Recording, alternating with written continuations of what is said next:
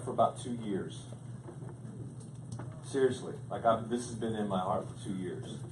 So I've been asking God, how in the world are we going to start the series? Because what we're going to talk about really isn't a part of the series. It's like the beginning of the series. So it's like your introduction to the series, but you're going to get a series, and the series is going to happen right now. So I don't even know how long I'm going to go on this series. It's going to be a long series. It might be a short series, but right now there's just a series of series that we're going to do. All right, so let me start off by saying this. How many of you people have Netflix in your house? Okay. The people that don't have Netflix, you guys got it. It's $8 a month, okay? I mean, it's insane. You never have to rent another movie. So what happens is people who have Netflix will get together and they'll say, hey, do you have Netflix? Because I just saw this movie. And I'm like, okay, so tell me this movie. So a couple weeks ago, somebody told us to watch a certain movie on Netflix. I'm going to tell you the movie. You might get a little bit of the movie, but I'm not going to tell you all the movie, but it's going to kind of go into what we're talking about. This movie was absolutely one of the best movies I've ever seen in my entire life. Like, my wife and I, we actually watched 2 really good movies yesterday, and both of them were foreign films. Because evidently we have no life. So we don't mind watching movies with subtitles. So this movie that someone told us to watch, we're like, okay, yeah, we'll watch it. So it's called Lion. And chances are you've never even heard of it because it's from, they call it Bollywood. It's over in India. It's basically, they have a big, huge film industry. I don't know if you know that in India, and they call themselves Bollywood, not Hollywood. And so they you got to watch this movie. It's one of the most incredible movies you're ever going to see. And we're like, yeah, okay, we'll watch it. At the end of it, my wife and I, and Juliet was with us, we just, it's from the very beginning, it just sucks you in. And it's the story of this little boy who has a family that basically he must be like 4 to 6 years old, and he's just a hustler with his older brother. And they're just hustling to make anything. So they would jump on trains and they would steal coal, and they would take the coal to the people in the market that had the fires. They would sell the coal to them for food, take the food home and to their mom, and their mom's like, how'd you get this the food? And they were like, we ain't saying nothing.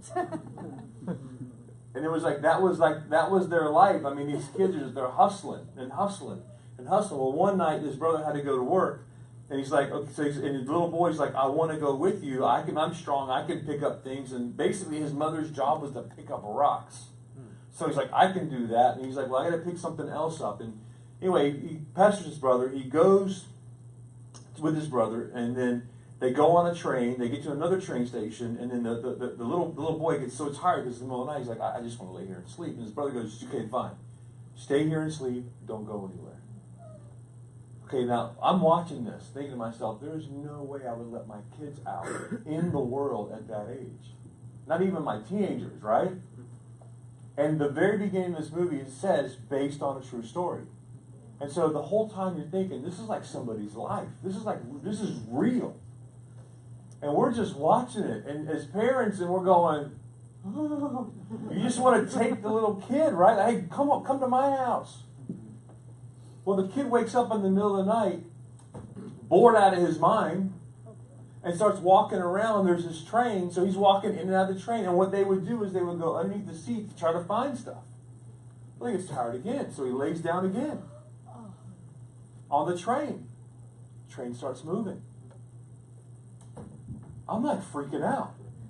It doesn't stop. And then it says, it gets to a certain point where it says he's like 1,600 kilometers away from where the last train station was. So he literally goes from one end of India all the way to the other. Doesn't know where he's 4 years old.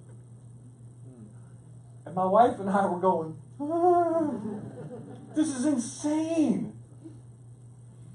Well, you end up watching this entire journey that unfolds, and you see all this stuff that takes place. And at the end of the movie, I guess what I took out of it was the fact that sometimes the most hurtful, painful things that you go through in life sometimes become the best. And it's the story of this person. and how he did everything he could to get back to where he was. I think you should watch it. It's called Lion. It's amazing. And I'm not going to say that I cried. I think there was like something dusty in the air, you know what I mean? But it was absolutely amazing. And sometimes, and I equate this because sometimes in life we ask God and we get to God, why would you allow this to happen to me? I think that kid had every right to say, why in the world would God, if there was a God, why would he let this happen to me? And I think sometimes in life, it's not until you get down the road, maybe sometimes years, and you stop and you look back and you realize God's hand really was in it all. Though you didn't understand the process, and though you felt like God was being mean or angry, you realize, no, God was there all along, showing me and teaching me and leading me and guiding me, and that what he did was for my good. I think ultimately that's what we all want to do. So I was thinking about this movie. I was thinking about what we're about to talk about. We're talking about the life of Moses. And I just wanted to kind of skip to a little bit, but basically he spends the first 40 years of his life in Egypt. He spends the next 40 years of his life on the backside of a desert watching sheep. And at 80 years old, listen to me, 80 years old, he finds himself face to face, in a sense, within the presence of God. I thought to myself, what would I do at 80 years old? What are my goals at 80?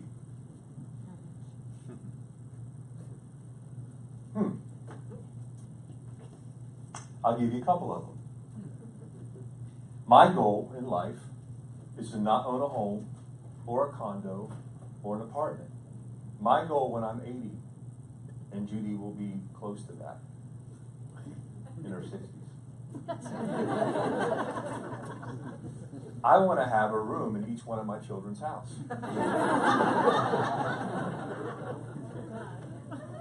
That's what I want when I'm 80.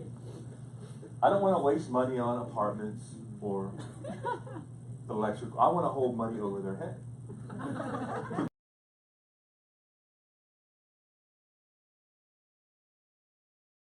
Things for me. Because I want to be amused at 80 years old. I want to wake up in the middle of the night in my boxers at 80 years old and stand in front of his refrigerator and just stare at what he has with the door wide open. I want to do that every night. I want to go into his house at 80 years old and completely make whatever it is I want to make, whatever concoction I come up with, and leave all of the dishes not in the sink, around the sink. I want to teach my grandchildren how to do that as well. I will not watch my waistline because I will eat literally every piece of food in his house. Not because I'm hungry, just because that's what he does to me right now. My goal in life is to make sure that my son goes to the grocery store every single day when I'm 80. When I'm 80, I want to just scream and holler at my daughter for no reason at all. Not because she does it to me, just because I think that'd be fun. I want to, these are the things that I think about when I'm 80 years old. What do you want to do when you're 80? It's a fun game to play, actually.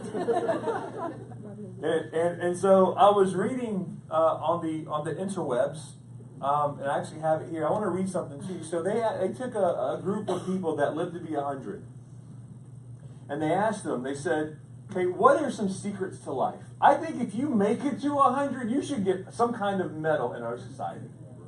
I think you should get a medal. I think you should get your name on a plaque at some restaurant. I think something amazing should happen to you. If you make it to 100, I think you should be, honestly, I think we should start paying you our taxes. Because if you paid them for 100 years, You should get some kind of. Do you guys agree with that? Yeah. So they asked this group of people certain questions like, what's the best wisdom that you could give somebody at now you're 100. What wisdom can you tell us? Let me just read some of the things that they say. And somebody says, exercise to me is totally unnecessary. I think it's mostly overrated.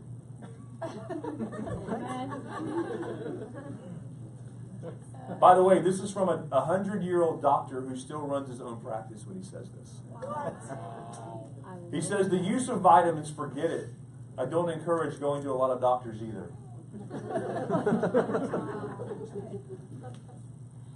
Okay, I'm going to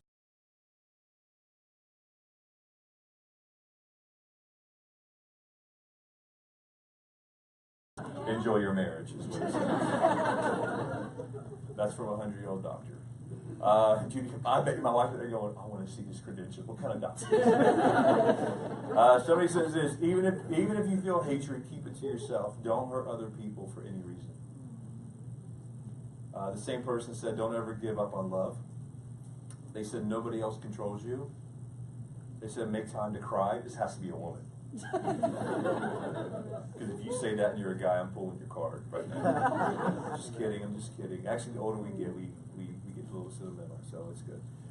Travel while you're young and able. Don't worry about the money. Just make it work. Experience is far more valuable than money will ever be. It's good advice. Don't compare. You'll never be happy with your life. The grass is always greener. Somebody told me one time the grass is always greener because there's a septic tank on the other side. It says this, do one thing each day just for you. Don't be a cheapskate. Forgive. Find your passion and live it. Most time, things will figure themselves out. It says this, choose the right parents. I don't know how we do that, but that's what it says. Have a pet. Life gets lonely sometimes. Pets are reminders how we're all living things. Learn to adapt. Make time to mourn what you've lost. I think it's important. A different lady says this, keep going and never give up. Make yourself walk. I drink faucet water. Good for you.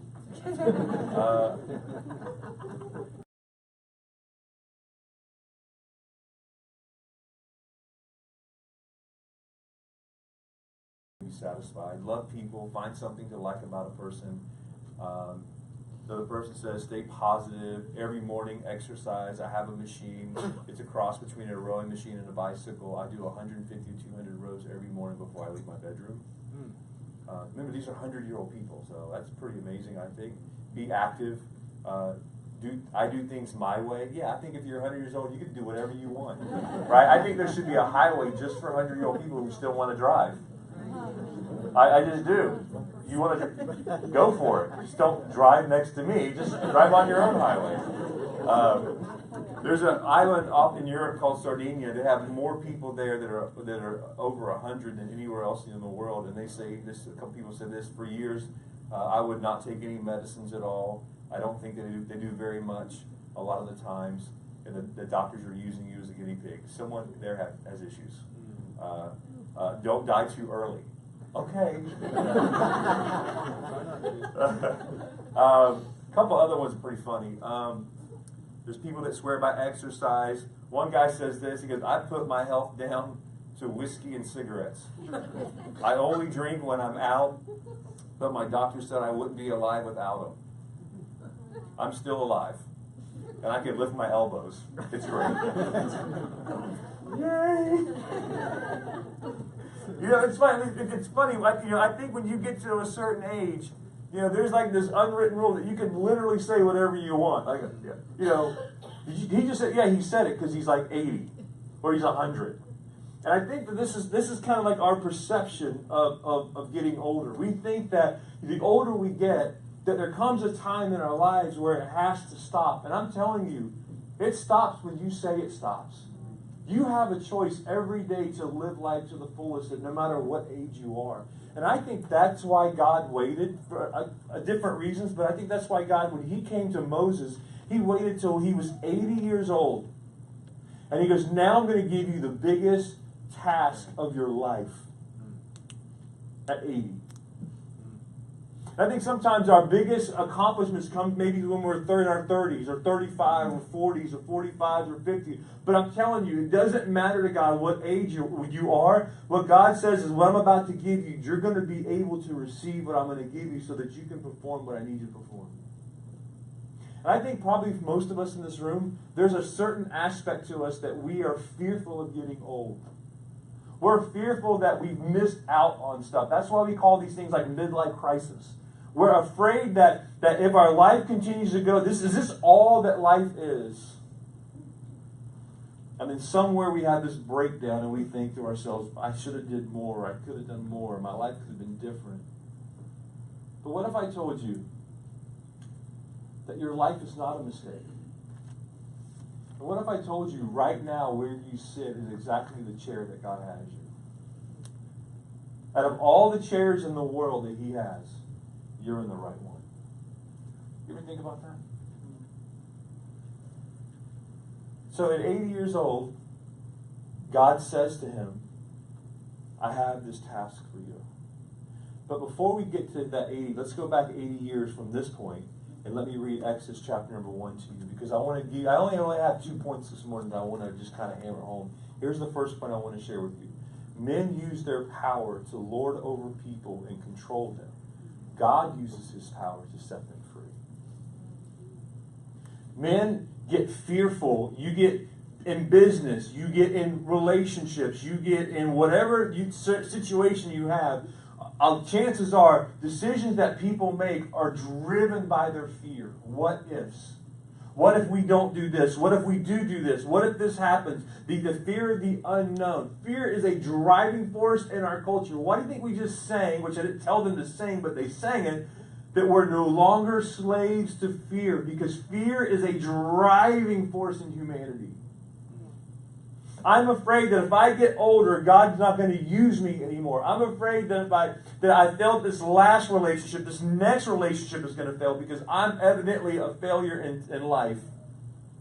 Fear drives us. Listen, let me just read this text to you. Exodus chapter number 1. This is the beginning of it all. Verse 8 says it this way. Eventually, a new king came to power in Egypt who knew nothing about Joseph or what he had done. Let me set you up, because you got to remember, God did something miraculous in life with Joseph. Joseph became second in control of all of Egypt, right under the Pharaoh, and God blessed him. And there was a generation that saw goodness and greatness because of the life and the commitment that Joseph had to the Lord.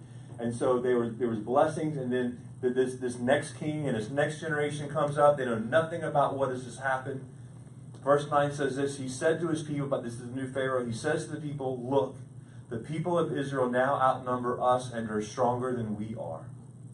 We must make a plan to keep them from growing even more. If we don't, and if war breaks out, they will join our enemies and fight against us. See, fear. They will escape from the country. And verse 11 says, so the Egyptians made the Israelites their slaves. They appointed brutal slave drivers over them, hoping to wear them down with crushing labor. Do you need to realize something about our humanity and the people which we live? People that are fearful will try to control you. You want to know what fearful people are? People who inflict control over other people. Let me just give you some thoughts about this, about fear, about slavery and bondage. Fear is what motivates men to use their power to dominate others.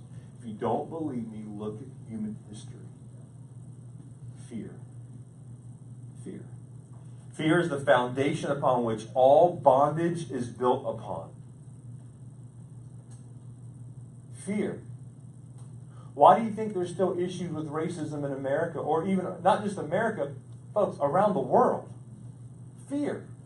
Not knowing somebody else's culture, not knowing who somebody else is, not taking the time to talk to people and find out where they're coming from. Hopefully they won't be just like you. Hopefully they'll be different. But we're afraid of that. We're afraid of hearing what other people have to say. Why do you think people are afraid of Christians? Because I'm afraid if you come in my life, then that God's going to control me. What we've learned is God doesn't control us when He comes into our life. He sets us free. Amen. We have more freedom in Him than without Him. Because we are no longer slaves to what other people... Do we really care what other people think about us? Some of us really do, but we shouldn't. Fear was what immobilizes us from serving God and doing the right thing.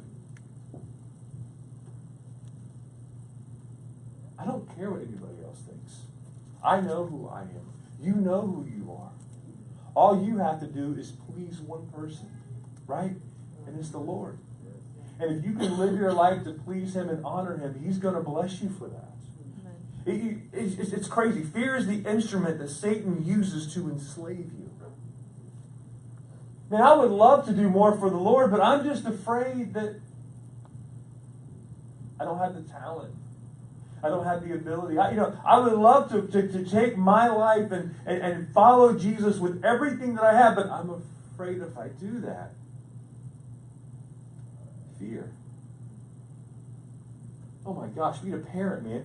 Fear. You got kids that it's not the fear that we send them off and let them grow up, it's the fear they'll come back.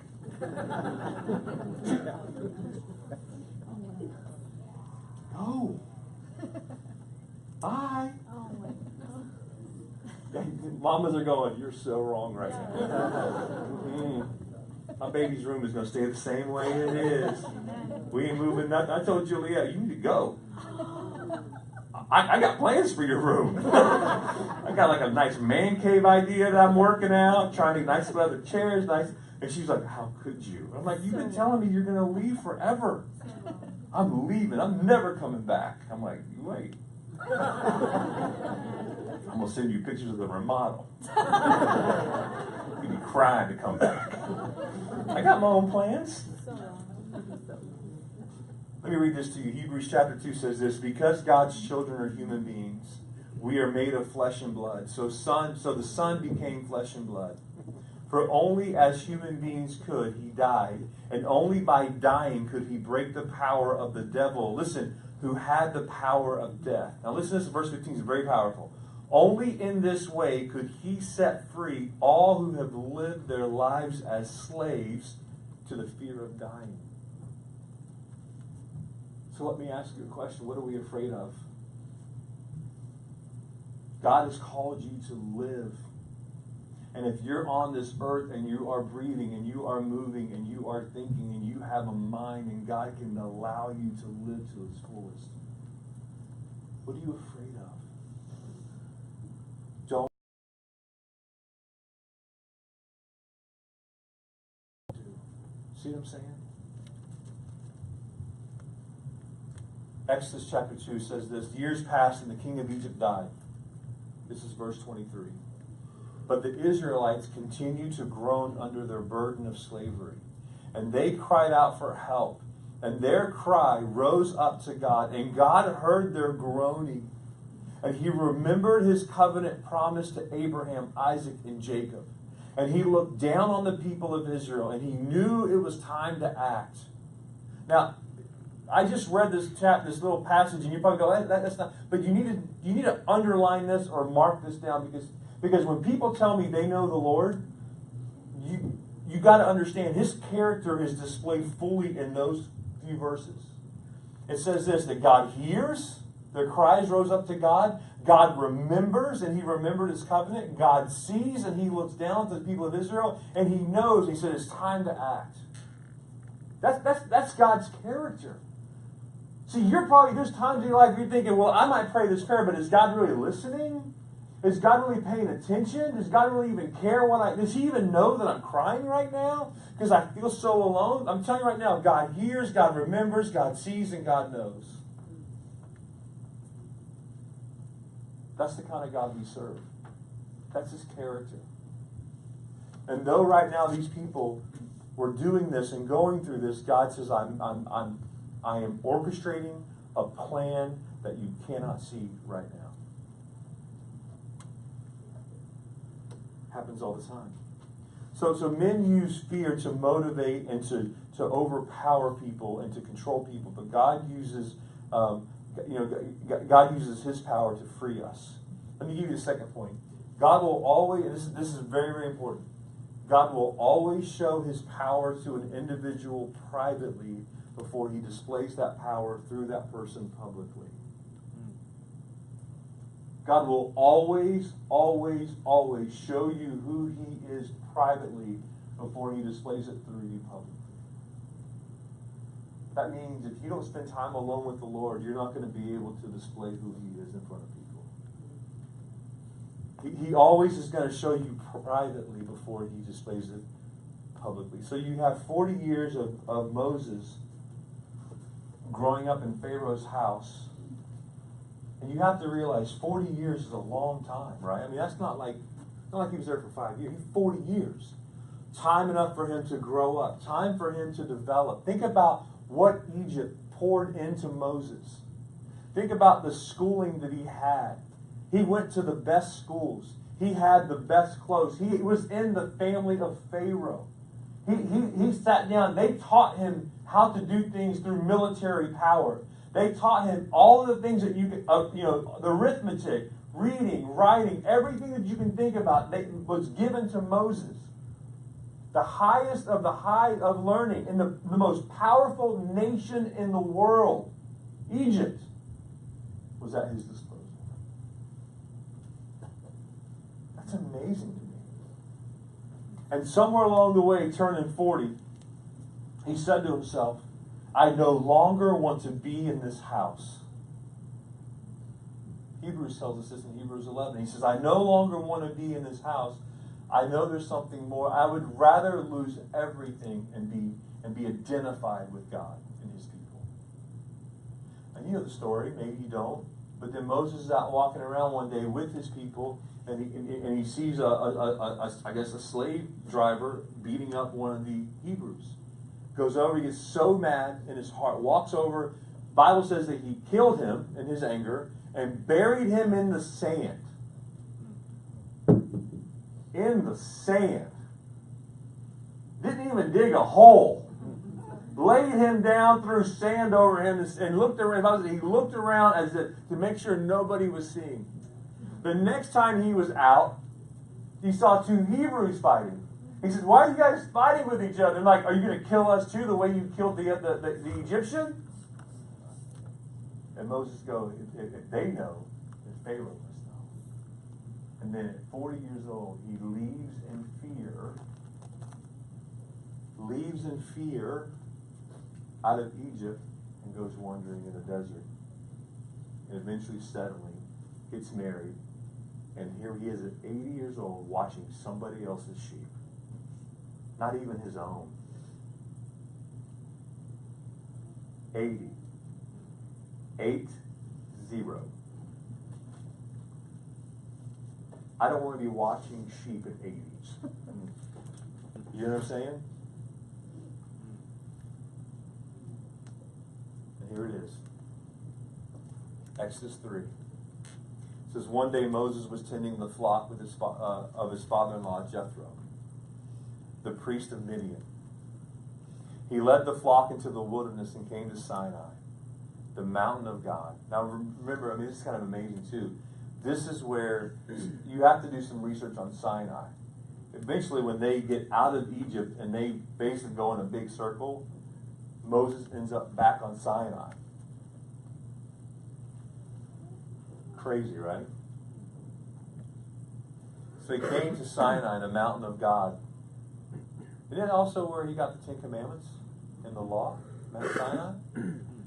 He says there was the angel of the Lord. Now this is Jesus, okay? This is not just an angel there. This is Jesus himself. This is what we call a Christophany. This is the way it's written in the Hebrew. There's something different, something special about this angel. This is the Lord himself.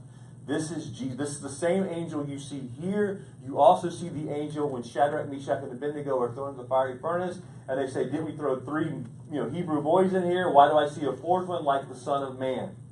Okay, this is Jesus. And the angel of the Lord appeared to him in a blazing fire in the middle of a bush. And Moses stared in amazement. Though the bush was engulfed in flames, it did not burn up. Some theologians believe that this imagery, this picture, is a real thing that takes place, but it's a picture of the burning fiery trial that they are going through, that the Egyptians are putting on the Hebrews, that's a picture of their fiery trials, and the fact that it's not being consumed is a picture that God's going to save them from their fiery trials. Pretty crazy thought, right? Pretty amazing. So he says this. He goes, why is this bush burning up? I must go see it. Verse 4 says this, when the Lord saw Moses was coming to take a closer look, the Lord called to him from the middle of the bush, Moses, Moses. Look, here am I, Moses replied. Called him by name. I know who you are. I know where you have been. I know what you feared for the last 40 years, Moses. Here am I, Lord. Private revelation begins when God seeks you out. Can I tell you something? God calls your name. The question is what's your response? I believe God calls everybody's name. For the grace of God has appeared to all men, Titus 2, 11 and 12 tells us, and shows us what salvation is. God calls everybody's name. Calls us by our name. Matter of fact, Jeremiah says that he named him in his mother's womb before he was even born. So he knows you before you even got here. Private revelation begins when God seeks you out. If Moses, listen, was on an 80-year journey, what he was about to do took him 80 years to prepare him. I don't think God's going to necessarily wait that long with us, but God's not going to call you to do something unless he prepares you first. For Moses, it involved going to the it involves going from the palace to the pasture. That was part of his journey. You're going to have everything at your disposal, then everything's going to be taken away. For Moses, it went from prime time to overtime. Man, why couldn't you do this 40 years ago when I was a young man? Because God said, Moses, you weren't ready. Because God didn't need Moses to be a warrior. He needed Moses to be a shepherd. He didn't need Moses to go and be eloquent with everything. He needed Moses to know how to take care of somebody else's flock. He needed Moses to be able to say, the children of Israel belong to me. They don't belong to you, so you need to know how to take care of somebody else's stuff. You with me so far? That makes sense? It took him 40 years to learn that. And I bet you every step of the way, when he got them out of Egypt and in the promised land, basically as they're making their way, it's crazy. He's like, there's times when Moses says to the Lord, kill them all, they are your people. And then God would get mad at the children of Israel and say, I'm going to take them out. And Moses says, you can't take your own people out. They had a relationship. And how long? So Moses was 40 in Egypt. He's 40 in the back desert. How long did they wander in the wilderness, you know? 40 years. Crazy, isn't it? Private revelation begins when God seeks us out. Here's the second thing. Private revelation is bestowed when God calls your name. Exodus 3, it says this, verse 5 and 6, do not come any closer, the Lord warned. Take off your sandals, for you are standing on holy ground. I am the God of your father, the God of Abraham, the God of Isaac, the God of Jacob. When Moses heard this, he covered his face because he was afraid to look at God. He knew who was in front of him.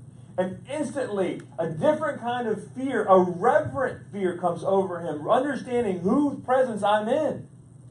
And it's amazing, he says, take off your shoes. And it didn't really dawn on me. Like, okay, when I was a kid, I used to say, okay, he took off his shoes. Did you know when you go over to the Middle East or even go over to the Far East, when you go into a temple over there, you take your shoes off because you're in a holy place? Do you know if you go in somebody's home over there, you take your shoes off? And even some businesses, you take your shoes off out of reverence for where you're at. I figured, hey, in our new church, we'll be in Florida, we'll just have a flip-flop room. Throw them out, walking in, right? Amen. But that's a powerful thought, isn't it? To take your shoes off because you're standing in the presence of a holy and righteous God. When you're in the presence of the Almighty God, everything around you is affected. That's right.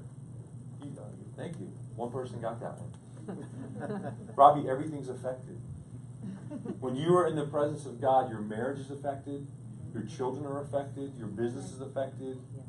Your heart is affected. Your mind is affected. People around you are affected by your presence, by your being with the Lord. Right. That's why when you get saved and you live like hell itself and you find Jesus and your life changed, all your friends are like, what's wrong with you? Why are you different? You're like, I just took my shoes off in front of Jesus.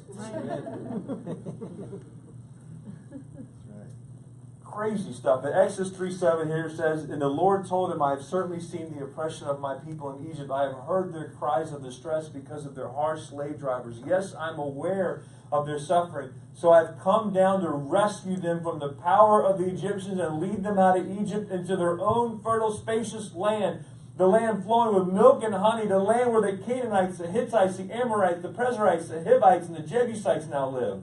Look, the cry of the people of Israel has reached me, and I have seen how harshly the Egyptians abuse them. He says, now go.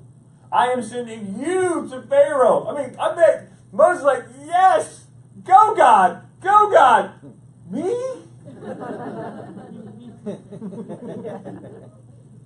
Hold up now, player. I was with you. All the Hittites and the Jebusites and the Dathites and the Bezites and the Wezites and the Dazites, and I'm not going to either Zites. He goes, and you must lead my people out of Egypt. Verse 11, next verse. But Moses protested to God. Fear.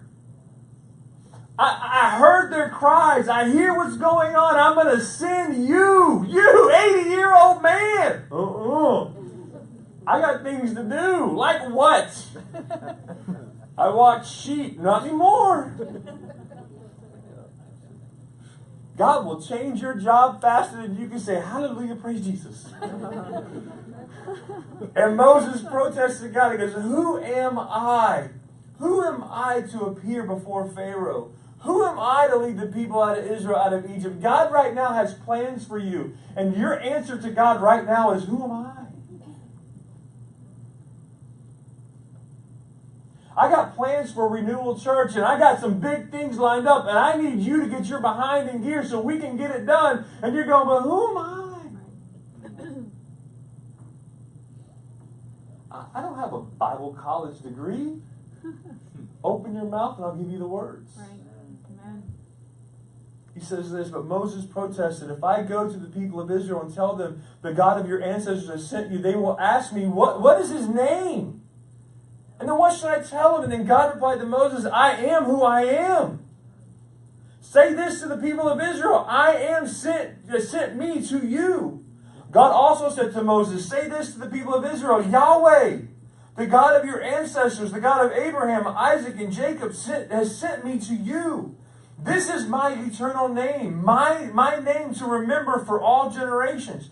Now go and call all the elders of Israel and tell them, listen, the God of your ancestors, the God of Abraham, Isaac, and Jacob has appeared to me and told me, I have been watching closely and I see how the Egyptians are treating you.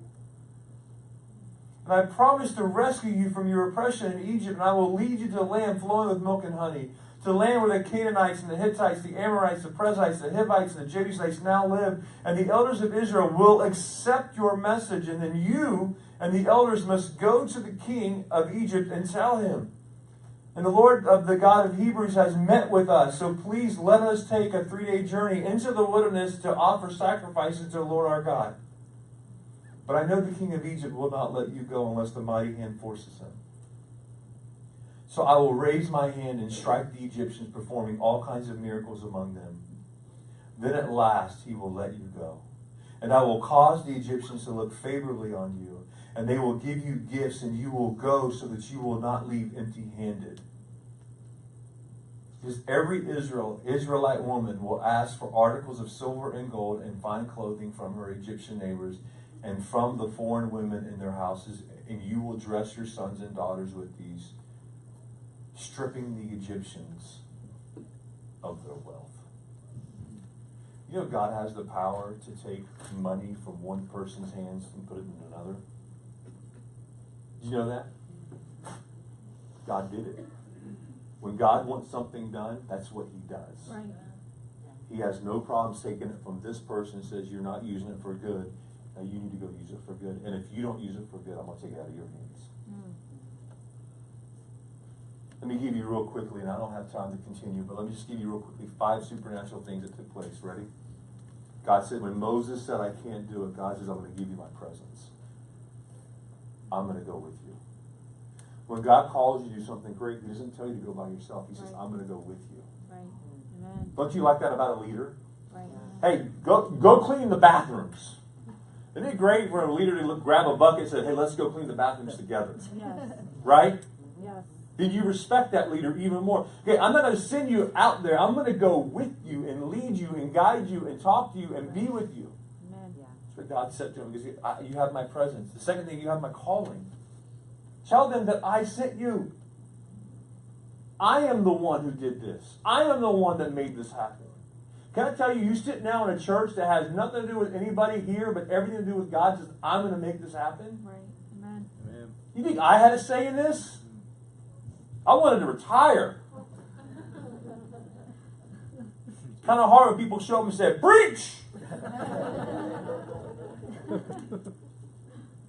You do it. He says, I'm going to give you my name. You carry the name above every name. You call yourself a Christian. You identify yourself with Christ Himself. It's a great name. He said, I'm going to give you wisdom. I'm going to tell you what to say and what to do and how to do it. And then I don't have time to get into it because I'm going to give you my power. I'm going to rock your world. I'm going to give you a staff, and I'm going to give you all these cool things, my power to supernaturally do all of these crazy things. You're going to drop your staff, it's going to turn into a snake, and I'll pick it up, it turns back. That's amazing. You're David Copperfield, but you're not getting sued right now. It's amazing. He's getting sued, by the way, just so you know. Power. I'm going to give you the power to do it. But with this freedom, you have to understand when God gives us, there comes responsibility. There's responsibility when you take His name. There's responsibility when you hear His calling and you answer His calling. There's a responsibility that you should have in your heart, knowing that you are in the presence of God and you're doing what He's called you to do.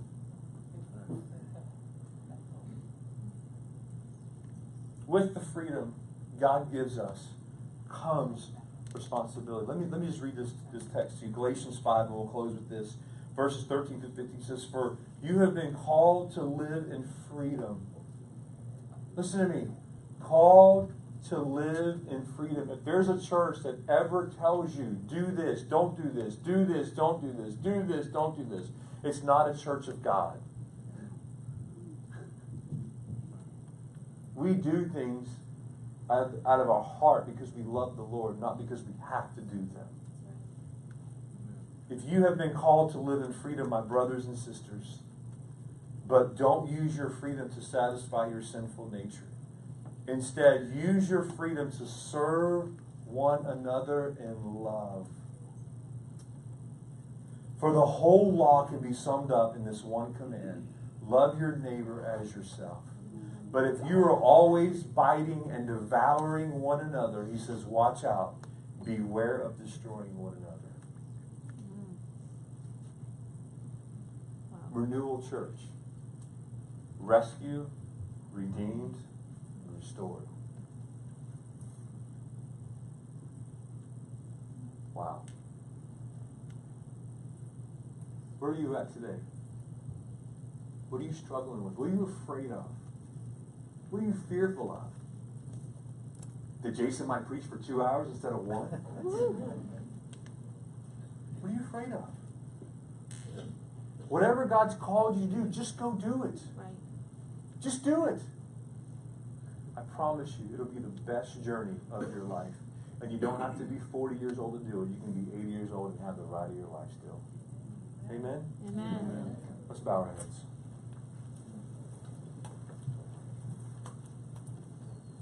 As your head is bowed and your eyes are closed, I just want to tell you that this whole idea of power play is God is going to show through Moses who he is to the Egyptians. And every time you see the word Egypt in the Bible, it always represents the world. And right now, we fear things. We struggle with stuff. We battle.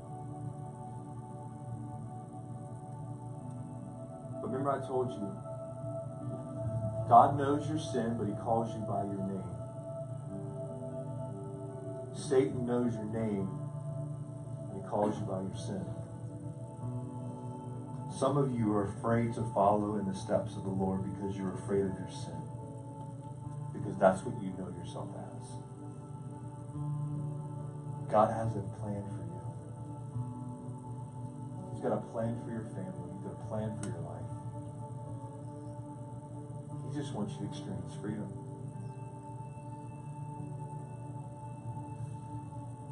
Father, would you speak to our hearts today? Would you call our name?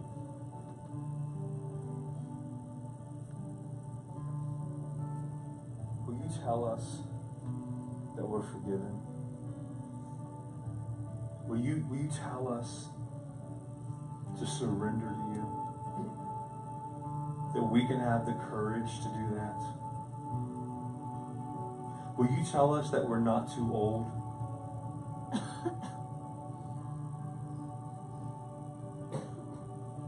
Will you tell us that we're not too young? That the age is irrelevant, but it's the commitment of heart that makes all the difference in the world?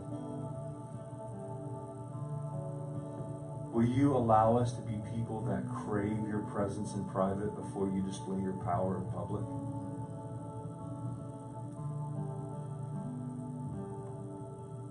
Father, just speak to us. We are so humbled by who you are. We love you, we praise you, and we thank you. And we ask this in Jesus' name. Amen. Would you stand with me as we worship together? The altar's open. If you want to come